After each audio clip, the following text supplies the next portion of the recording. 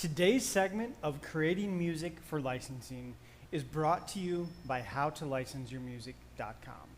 This is Aaron Davison from HowToLicenseYourMusic.com, and in today's segment, I'm going to explain how publishing royalties work in the context of TV and film music licensing.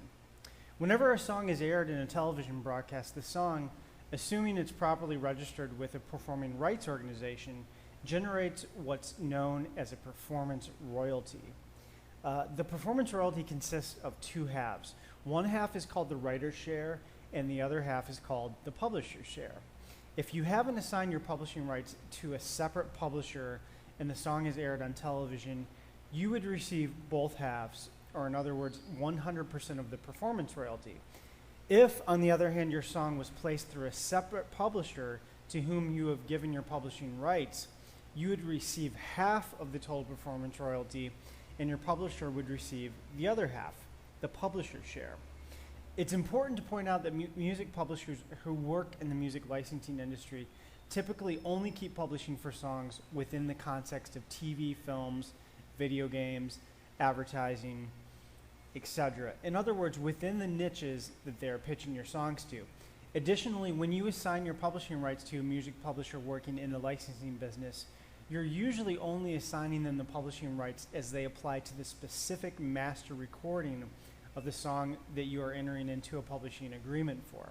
This is what's called a master sync license. If your song ended up being re-recorded and released on an album, or even if it was the exact same version of the song for that matter, your TV film music publisher would not be entitled to publishing rights for this song for either radio airplay or CD sales under normal circumstances. Of course, if you signed a contract that stipulated that your publisher was entitled to these rights, then of course they would be. But this is not common practice for music publishers who specialize in TV and film placements.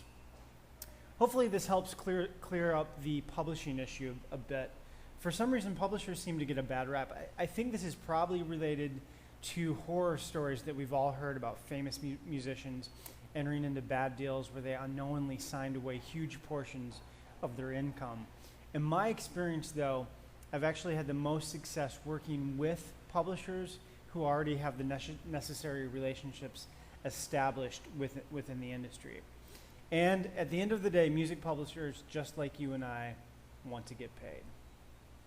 For more information on how to license your music in television shows and films, visit www.howtolicenseyourmusic.com.